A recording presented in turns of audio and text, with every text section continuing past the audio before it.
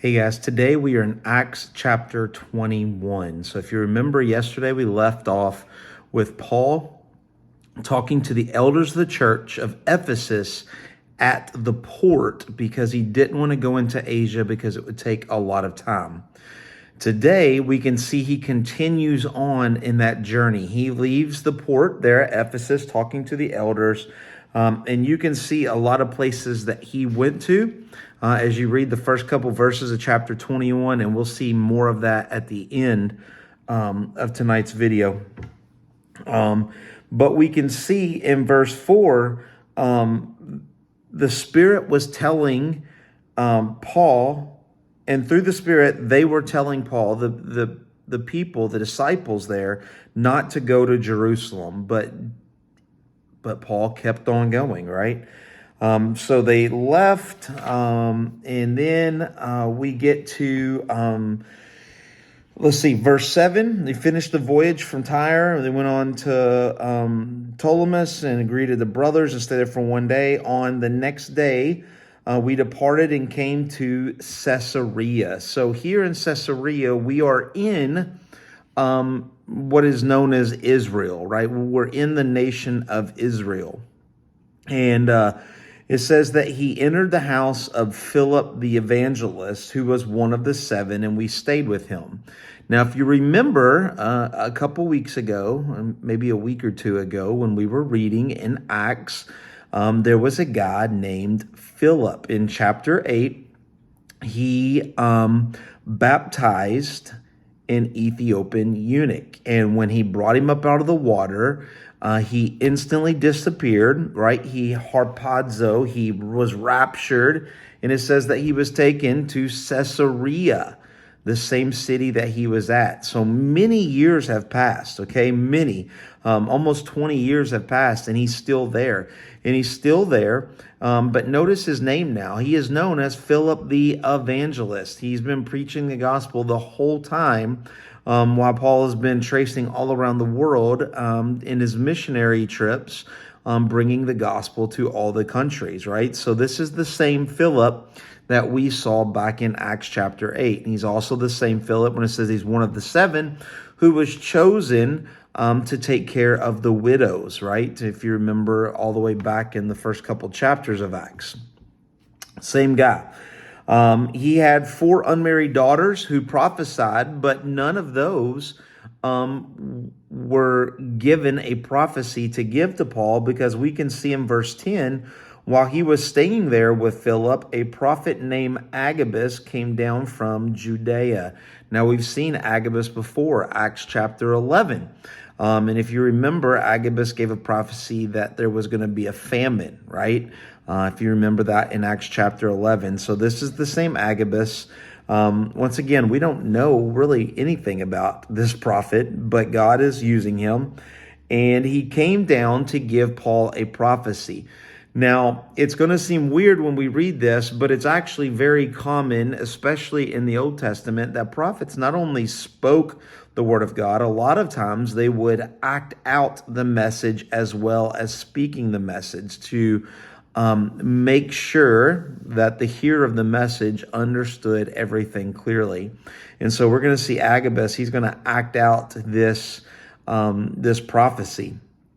And when it says he took Paul's belt and he bound his own feet and his hands, and he says, this is what the Holy Spirit told me to say. This is how the Jews of Jerusalem will bind the man who owns this belt and deliver him into the hands of Gentiles. So here we can know God has given this prophecy to Agabus. Agabus has come down, given it to Paul. It says, hey, you're going to be bound in Jerusalem, and you're going to be given to the Gentiles. Now, when people are given to the Gentiles, much like in the crucifixion of Jesus, it was not a good thing, right? Because Jews themselves could not execute. They needed a Gentile to do that. And so that's why the Romans crucified Jesus, right? And so when they're hearing this, of course, all of his disciples, all of his friends urged Paul not to go. But notice what he says. This is good. Verse 13, he says, "What are you doing, weeping and breaking my heart? For I am ready not only to be imprisoned, but to even die in Jerusalem for the name of the Lord Jesus." Now, Paul doesn't want to go to prison and Paul doesn't want to die, but he's saying, if God has called me to Jerusalem for me to be in prison or me die, let's go, right? God has called me. That's what I'm doing. You can't talk me out. Whatever God has called me to do, I will follow, right? And so it just really shows you the faith and the relationship that Paul had in his faith. And so they left, right? So they started heading on to Jerusalem. Verse 15, after these days, we got ready and went up to Jerusalem. And some of the disciples of Caesarea went up with us, bringing us to the house of Manasseh of Cyprus, an early disciple with whom we should lodge. Now, notice here, this is kind of the first time we see this in Acts. We see that that we have this man, this disciple, and it calls him an early disciple. We're about somewhere in the neighborhood around 23 to 26 years from Jesus ascending on the Mount of Olives to go to the right hand of the Father.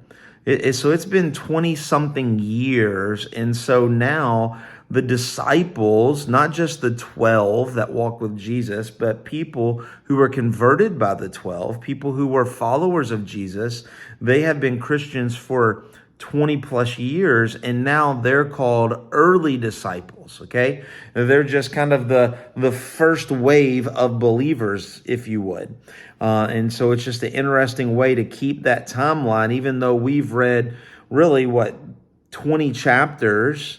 There's been many years in between those, and we'll see that as we continue reading the New Testament, because all of the letters that we read really are just kind of snippets in between the book of Acts. And so we'll see that as we continue to read. So what happens? Paul goes on to Jerusalem. He goes to James. Remember James, the brother of Jesus? He was one of the chief elders of the church of Jerusalem. And so he goes and tells them everything about all of his missionary journeys, what God has been doing in the Gentile nations. Notice verse 20, even when they heard it. Now remember, these are Jews who are believers. Okay, so they're Jews for Jesus, right? They're believing Jews. But when they hear about these Gentiles, it says that they glorified God. They celebrated on the fact that Gentiles are being saved. So we can really see that their hearts were changed from being Jewish to accepting Jesus, and Jesus opening their heart for Gentiles to become saved.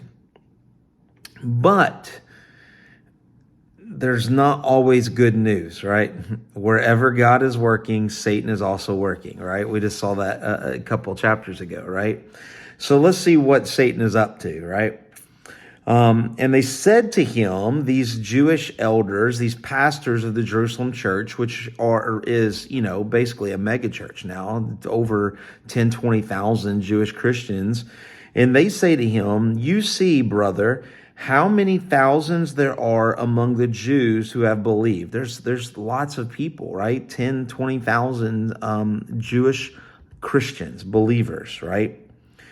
But they are zealous for the law. So they believe in Jesus, but they're still holding on to the law, the Jewish law. Now, once again, there's nothing wrong with that, okay? Jesus came to give freedom. If they choose not to accept that freedom, it's okay as long as they believe that Jesus is the way to heaven, not their good works, right? Salvation is by Jesus, not by their works. But they can keep maintaining those habits and those works that the Jewish law, that the law of Moses would dictate. That's okay, right? So they've been zealous for that law. They've got Jesus and they've been doing this law, right? And they have been told about you. That's usually never good, right? You know, when you go and you meet somebody and they say, oh, I've heard about you. It's usually not good, right? It's never good. And so he says, these thousands of Jews who love the law, oh, they've heard about you, Paul. They've heard that you teach all the Jews who are among the Gentiles to forsake Moses, telling them not to circumcise their children or walk according to the Jewish customs. So he says, oh, all of these Jewish Christians, they've heard about you. They've heard what you've been telling all the Jews among the Gentile nations, right? Remember, Paul went into the synagogues first, right? There was always Jewish people everywhere amongst the world, and that's because of Assyria in 700 BC, and then in Babylon later on, that comes and exiles all the Jewish people, all of Israel, and spreads them all around the world, right? So they've been there for hundreds and hundreds and hundreds of years.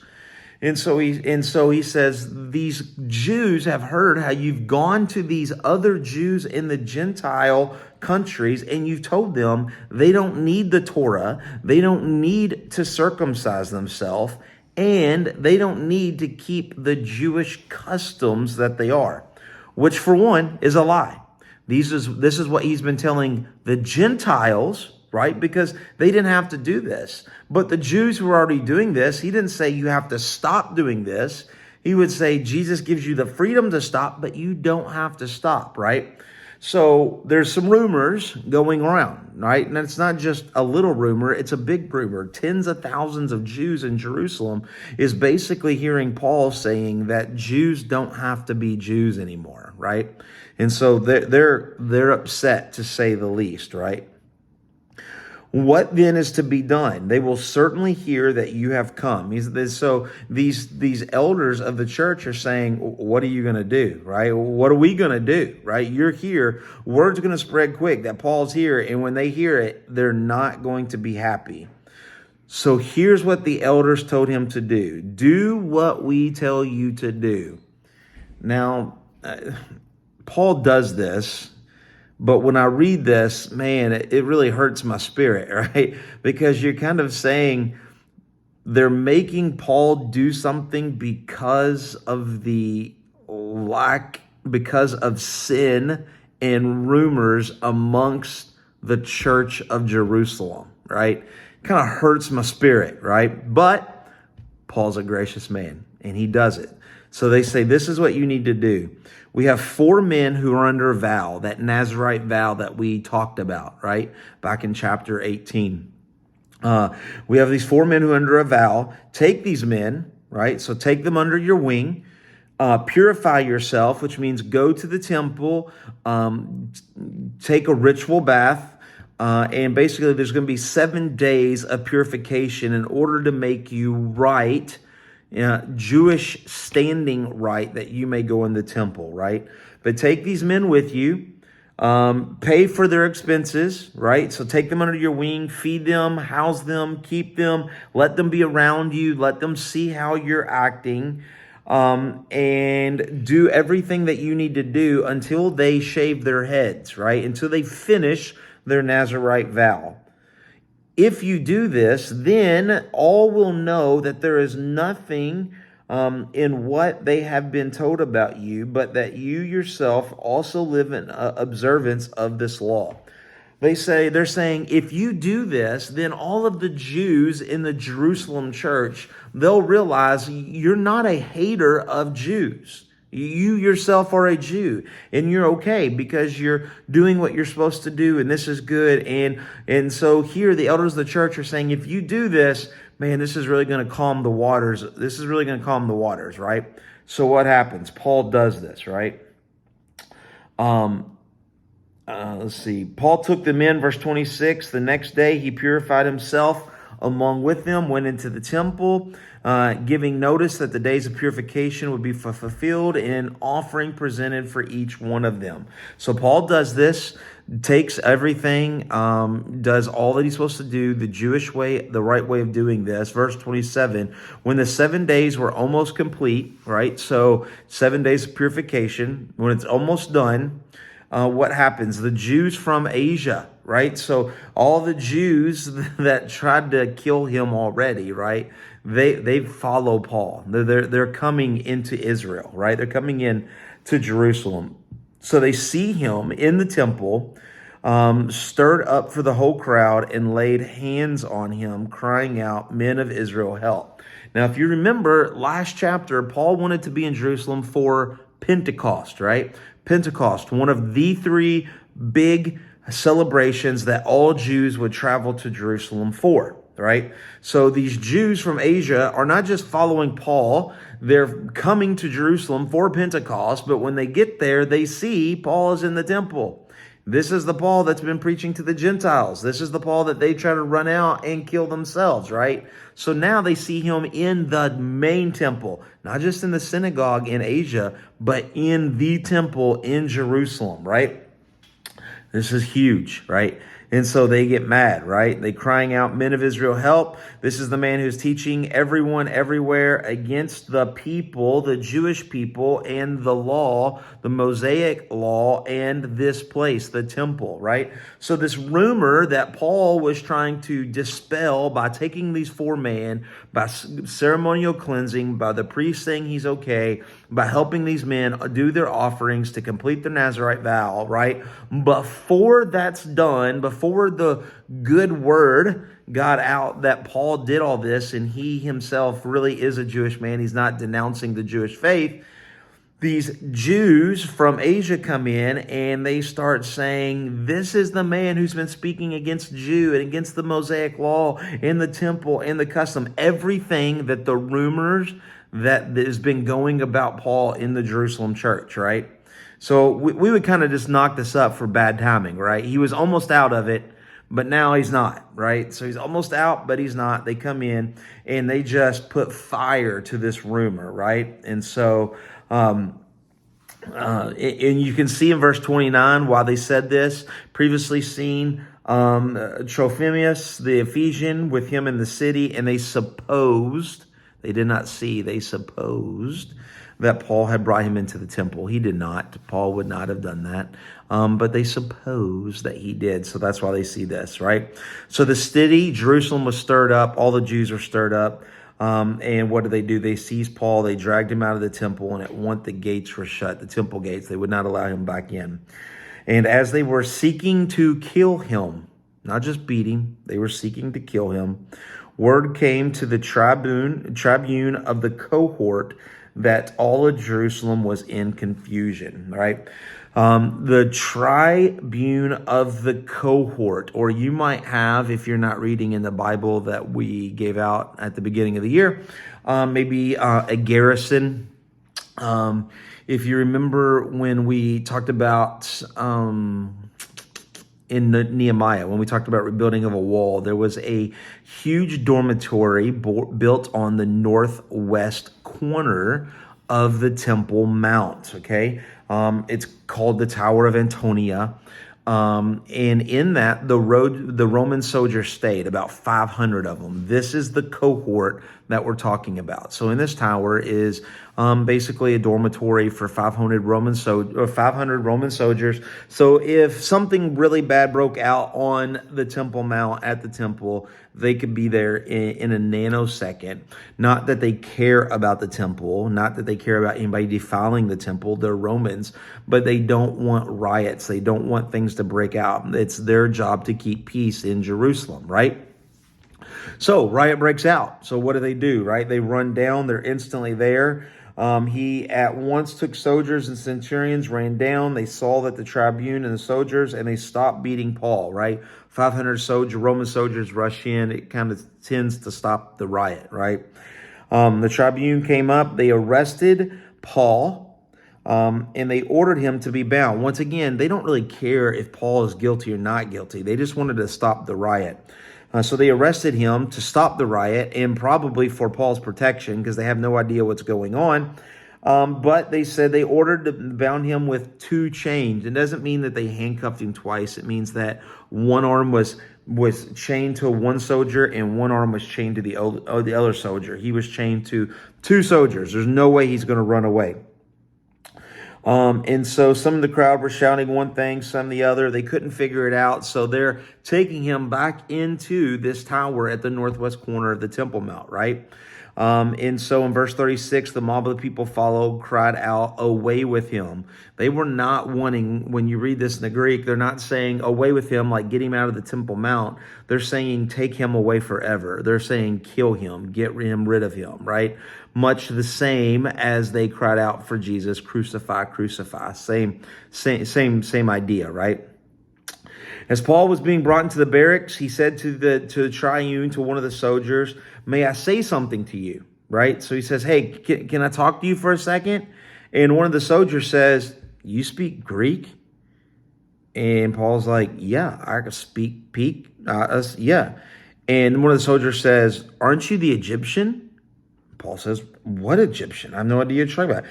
And so the soldier says, aren't you the Egyptian who recently stirred up a revolt and led the 4,000 men of the assassins out into the wilderness? Now, you don't know inside of the Bible. Outside of the Bible, there's a Jewish historian. His name is Josephus. He writes in detail about this event. That there was an Egyptian who led 4,000 men on the backside of Mount of Olives. He comes to the top and they all run down to take over the wall to get into the temple because they wanted to take over the temple of Jerusalem. This just happened not too long ago, right? And so these soldiers, these 500 men, come and they slay most of these 4,000 men. But they could not catch their leader, the Egyptian who kind of organized all this together. So when they arrested this man, they thought the crowd was saying, this is the man. This is the Egyptian guy who tried to tear down the temple. He doesn't like the temple. He doesn't want the temple, right? This is kind of making sense, right? And so when Paul says, hey, can I speak to you? And they say, you speak Greek? I thought you speak Egyptian. And he says, why would I speak Egyptian? I'm Paul. I'm a Roman citizen, but I'm also a Jew. And now they're saying, oh, we thought you were somebody else, right? And so he says, so I beg you, permit me to speak. So imagine in this whole circumstance of everything that's going on, Paul wants to do one thing, to preach the gospel. It's crazy. It's so crazy. He almost got beat. He almost got killed in a riot. He's handcuffed. He's bound to 2 prisoners. He's being taken up into this tower on the northwest corner. And so he says, hey, I'm not the Egyptian guy, but can I speak? Can I speak to the crowd? I want to preach. I want to tell them about Jesus, right? I know he doesn't say that, but that's what he means, right? And so because he's not the Egyptian and because he's a Roman citizen, right? This soldier say, okay, fine, you can speak. And so Paul, standing on the steps, mentioned with his hands to the people, and there was a great hush. This crowd of all the Jews on the Temple Mount, right, are listening to Paul in a tower in the northwest corner, elevated, so he's speaking, and he addressed them in Hebrew language, in Jewish language, and he said, we have to wait till Monday in chapter 22 to see. Ooh, such a good cliffhanger, right? Hope that makes sense. I know I went really long on this, but there's a lot of good stuff there. We have finished the third missionary journey. We finished that back in verse 14. So I'm going to put up the map for you. And once again, you can pause it like normal if you want to see. But in your kind of upper right-hand corner, once again, you see Antioch. And you see he left from there, right? So he goes up from Antioch and he goes up. And he goes through Derbe, Iconium. He goes over to Ephesus, where he stayed for a long. Then he goes up to Troas, Neapolis, Philippi, Thessalonica, Berea. He comes down to Corinth, and he goes back up through all those same cities. Then you can see he comes down to Troas, and then he goes to Lesbos, and then and he kind of goes through the islands, right? Ends back into Ephesus, where he meets the elders of the Ephesus church, right? Then he goes to Cos, he goes to Rhodes, he goes to Patara. Then he goes around Cyprus, which we read in this chapter, right? It was on his left. And then he comes down and he lands in Tyre, which is in Phoenicia, all right? And then he kind of just hops down the coast until he gets into the nation of Israel, which is Caesarea Maritime. And so it's a great place. I got lots of pictures of it if you want to see. It's kind of a cool place. And then he comes down to Jerusalem, and that's where his third missionary journey ends. Hope that makes sense. If you have any questions about the missionary journeys, just let me know. Feel free to email me, text me, message me, whatever. Hope this makes more sense, and we will see you on Monday in chapter 22 to see what Paul says to all the Jews who just tried to kill him. God bless.